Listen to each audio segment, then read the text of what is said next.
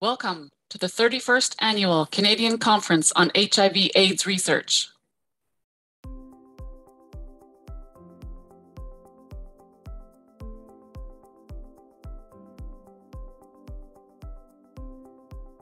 Please welcome to the virtual stage Elder Sharon Jinkerson Brass.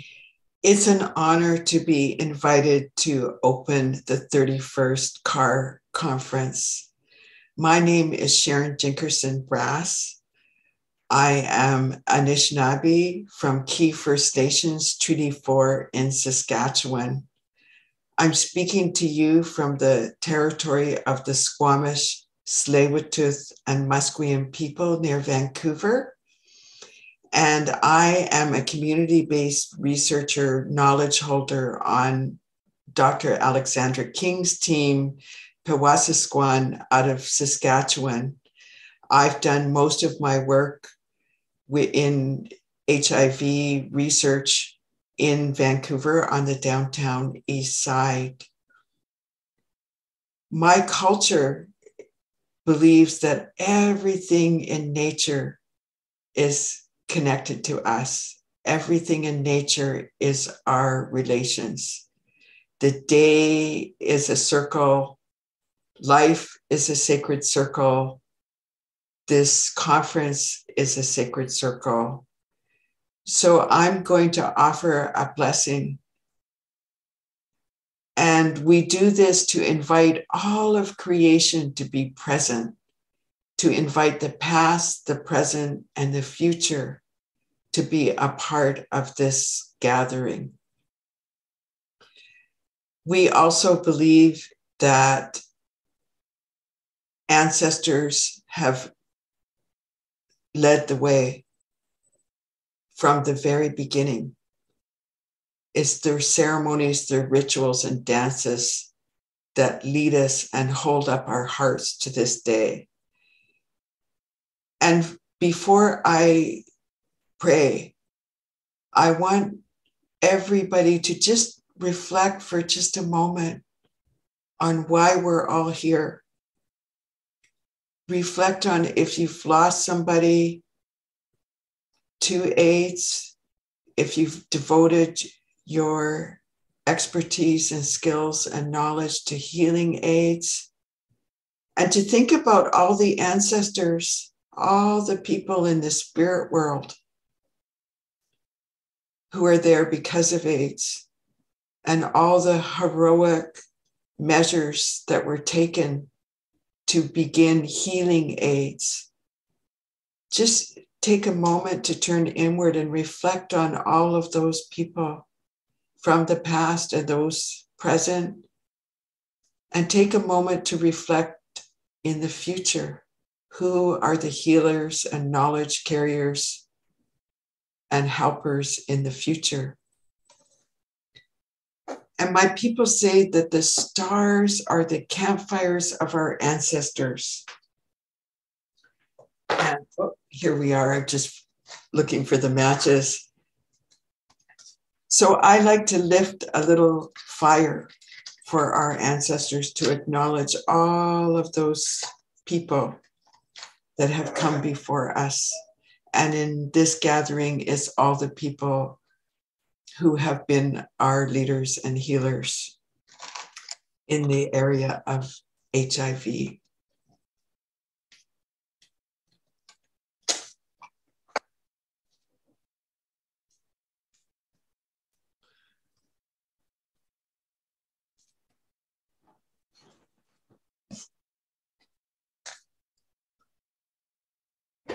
So I invite all of you to turn inwards. Gitchi Manitou, creator of all life, we give thanks, Great Spirit, for the beauty and gift of this gathering and this circle and this day.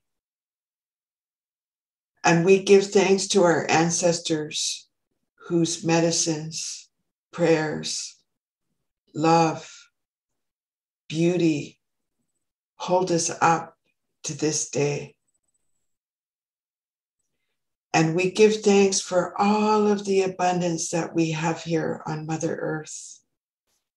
We give thanks for the sacred grounds, for the sacred winds, the sacred waters, and the sacred fire.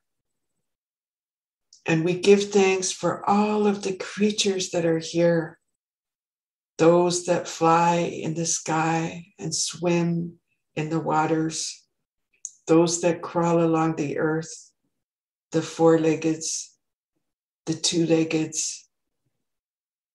And we give thanks for all of the healing medicines, all of the abundance, the foods we have to eat. And we give thanks for the medicines of compassion and insight, kindness, generosity, and humility. And we give thanks for all of the knowledge and wisdom that is about to be shared during this gathering. And we ask with deep humility that everybody here be held by the sacred fire, that everybody here be united, that everybody here be belonged. And we ask in a good and humble way that we be guided to embrace the future, to embrace new medicines, wellness, and healing for ourselves, for our families, for our communities, for our nations, and in the world. All my relations. Hope.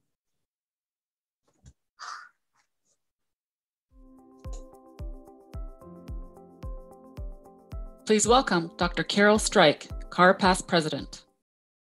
Each year, CAHR awards one of its members with the Red Ribbon Award to recognize outstanding service to HIV research. Please join me in congratulating this year's recipient, Maureen Owino. Maureen is renowned for her leadership and tireless efforts supporting the health of Black, African, Caribbean, and other newcomer people living with HIV. Maureen is the first person from this community to win the Red Ribbon Award. For more than a decade, Maureen has worked as the director for the Committee for Accessible AIDS Treatment and has served on numerous boards in Canada and beyond, including the Canadian Association for HIV Research, the Ontario Advisory Committee on HIV/AIDS, Black Cap, and the Global Network of People Living with HIV North America. Maureen has long been an advocate for evidence-based practice and contributed to over a dozen CAHR studies as a nominated knowledge user. More recently, she has taken on the role as a scientific co-investigator on several grants. If working full-time and being a tireless advocate for people living with HIV were not enough, Maureen is also a doctoral student at York University. She was recently awarded a Vanier Scholarship, one of the most prestigious in Canada. One of her nominators noted Maureen to be a skilled organizer and diplomat who can bring people with diverse viewpoints together. Another nominator noted that Maureen has demonstrated an unwavering commitment to social justice, health equity, and community accountability. And she has also acted as a compassionate and committed mentor to ACB people living with HIV. Please join me in congratulating Maureen.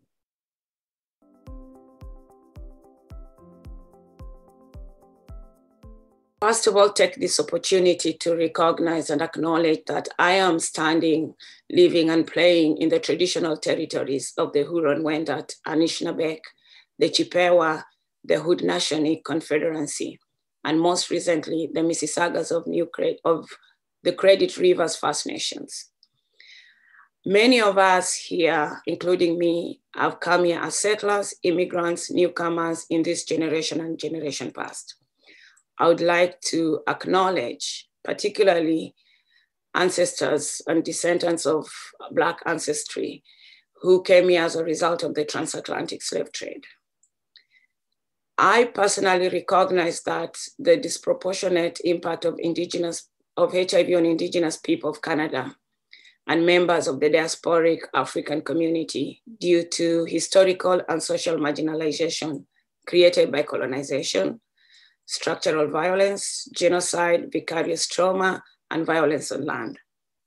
I make a commitment to work in solidarity as an ally with Indigenous people in the fight against social injustices, colonialism, structural violence towards ending HIV/AIDS in Indigenous community. I am truly honored to be the recipient of the 2022 CAHR Award. I do love the CAHR Board. I most sincerely would like to thank my nominees, and most sincerely, friends, colleagues, chosen family, specifically Dr. Winston Husbands, Wangare Tharau, Professor Josephine Wong, Dr. Alan Lee, and Professor Sarah Frika for nominating me for this award. I recognize that in 20 years of the CAHR Red Ribbon Award, I am the first Black recipient of the award. And for this reason, I've had to take time to reflect on who I am and what this award means for me. Honestly, I needed this award. I needed the validation that the Red Ribbon Award gives me. The last 2 years have been very difficult, and in so many ways. I have spent 15 years working in Canada in the HIV movement. I moved to Canada from Kenya in 2006. I've been here for 16 years. And the last 15 years as the coordinator, then director of CAHT. Our work at CAHT got recognized for many awards. It's important to recognize that CAHT is the most underfunded agency, I think, in Ontario, with very little co-funding.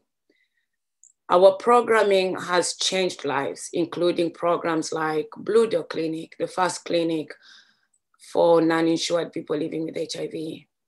Legacy Project, the first and only mentorship project for people living with HIV who are immigrants, refugees, and undocumented. The Synergy of Care Project, a project helped to create intergenerational dialogue between adults living with HIV and affected children and relatives. The ACE Project, a mentorship program for people living with HIV, as well as many, many other innovative programs we've run. My work at CAHT has been working with CAHT, and under my leadership, CAHT was nominated and was a recipient for several awards. And these awards were just a show of what community means and what it means when community is involved in the work. These awards include the CAHR Award for Social Justice, City of Toronto Work Award for Equity and Social Justice, and the OAN Red Ribbon Award. CAHT also got highlighted and showcased at the UN AIDS PCB board meeting. Personally, I've been a recipient of several awards.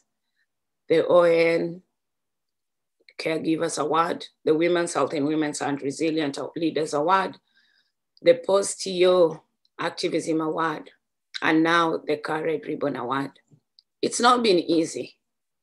As a Black person working in this sector, as a woman living with HIV in this sector, I come with many identities, with many labels. I know I've always been an activism that does not always get recognized or awarded. As a Black person, my activism has led to so many dark places. It's led to bullying, led to being pushed out, to being silenced, and being labeled so many things. We should really reflect on the current state of HIV in Canada. The 2022 theme for CAHR is striving towards equity and flourishing in the HIV response. I spend a lot of times really thinking about what equity means, deconstructing equity, and what the whole world thinks equity means.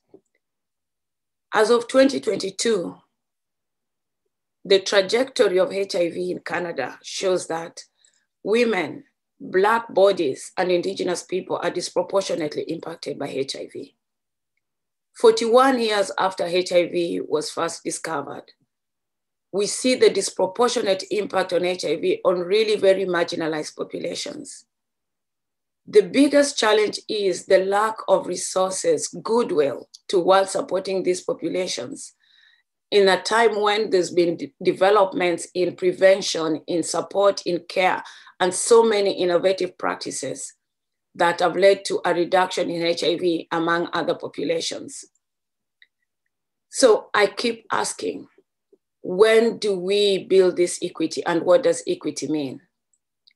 I ask CAHR and the CAHR membership and allies, what is our role in ending HIV in Black communities, in Indigenous communities, and in women living with HIV?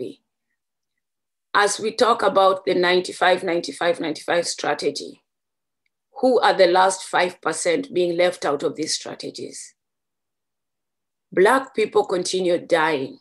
As a Black person who works in this movement, I've always been in places where I can't breathe. It's hard to breathe. I stepped away from my job, my paid job, over the last 2 years because of bullying, because of really being bullied by people who should know better, for saying the truth, for advocating for my peers, for advocating for those who've been abused and oppressed in this system, for fighting for what we call JIPA.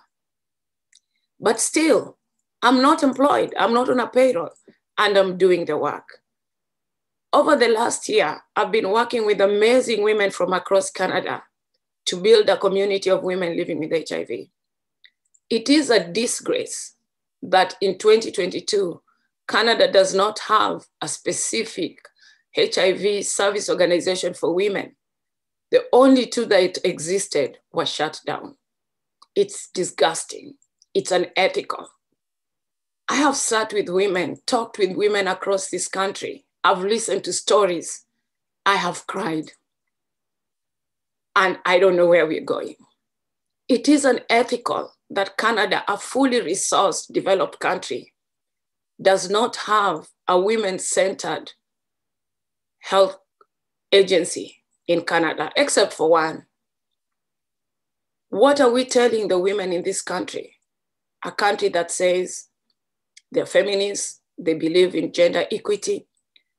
Do women living with HIV don't fall under the women who need to be protected or treated equitably?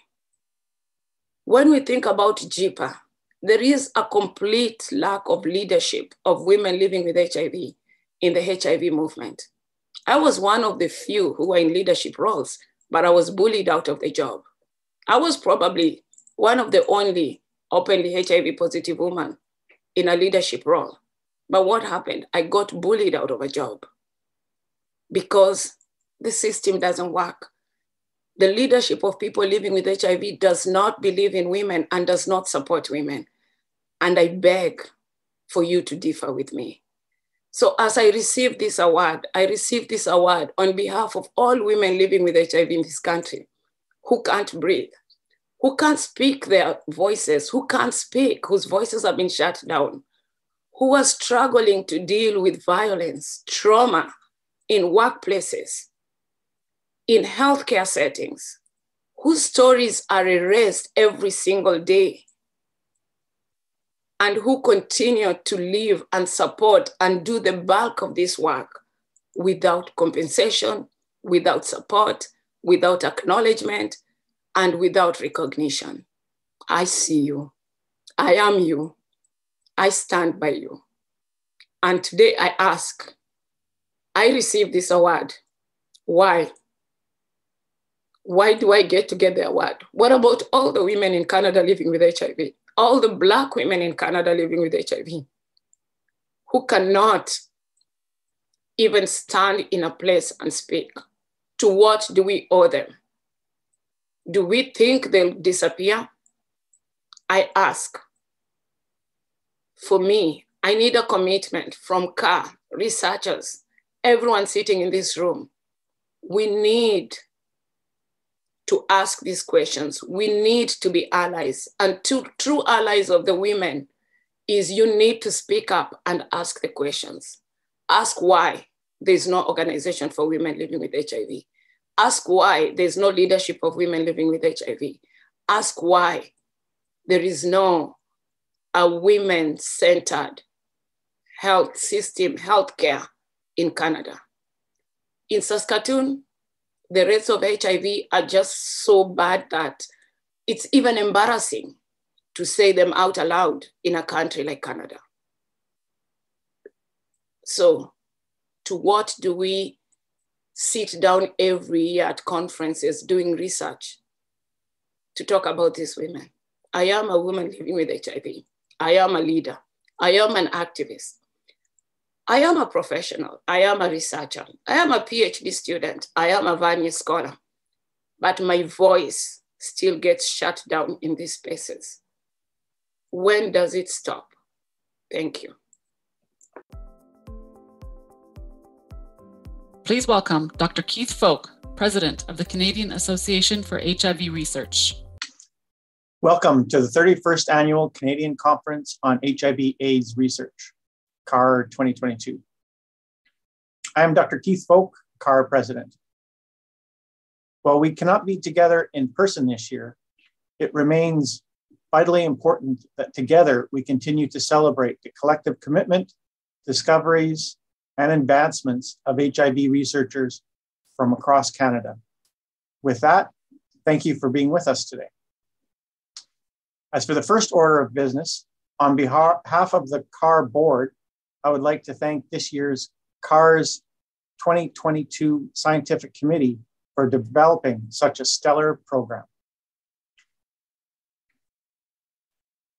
I also want to take this opportunity to recognize the members of the CAHR Board of Directors for their hard work and volunteer commitment over another challenging year. And of course, all those who volunteered their time to be abstract reviewers this year, ensuring the scientific foundation of the conference.